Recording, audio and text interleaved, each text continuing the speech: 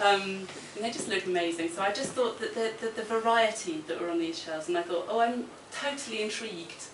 And it's that thing of something being interesting. It looks diverting, but the way it's interesting kind of snags your brain in a way. It's like it kind of like something catching, and you want to say, oh, I want to know more. I want to know about what's in those books.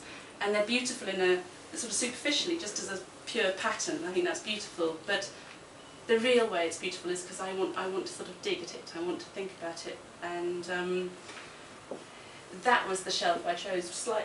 I mean, again, it wasn't particularly.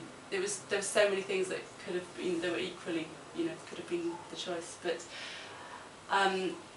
those three shelves, I then started. I took loads and loads of photos of them, of the books, and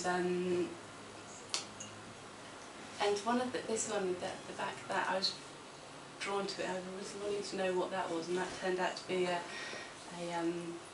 Quran, a hand illuminated thing. So I think there seemed to me something slightly, almost willfully sort of obtuse about drawing the spine, which is slightly crudely painted with the beautiful kind of decoupage type thing. And then inside, that's done by hand. You think, gosh, it's so kind of that I'm not drawing that, I'm not letting that be my subject, but I know that it's in there, and I wanted, in a way, that's part of why with the print, I went and I kind of made some notes that are sold with the print, so that just to kind of encourage people who buy the print to just go to the library and get out those books and look at them, because I think it's just amazing that you can hold that. Anyone in London can, or come to London and just hold that object in your hands, and it's phenomenal. And particularly with religious books, there's something amazing about the relationship between the specific object and the actual text and the meaning of the text, or the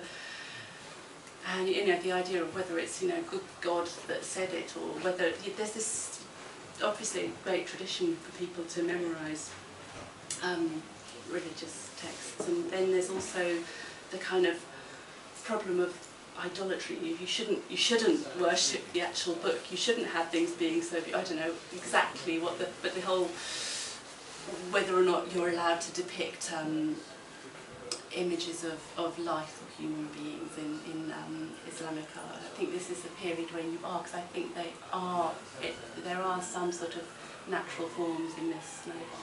But just the sort of idea about objects being too special, being a problem in that, I think is really interesting. And I suppose with Judaism and Christianity, the whole kind of Moses smashing the 10 Commandments as soon as he got down from the mountain, and then saw that people were worshipping a golden calf, and the first thing he did was the object which had the word of God on it was smashed, as if it's like it's a kind of problem to have this written down, and then in relation to just the whole history of illuminated books and monks drawing books by hand, it seemed so to sort of chime with things that I care about, that making a drawing of a book, even if I was just drawing the spine of the book, making a drawing of words and copying carefully, or I'm drawing, but I kind of think the relationship between copying and drawing is, I wanted to make the drawings of the writing be like I was drawing something that I wasn't writing, but even though I was writing. So I had to kind of be careful with myself when I'm drawing a letter, to try and pretend that I didn't know what it was, and I wasn't sort of switching into the writing side of my brain and wanting it to be different. And I think it's just fascinating.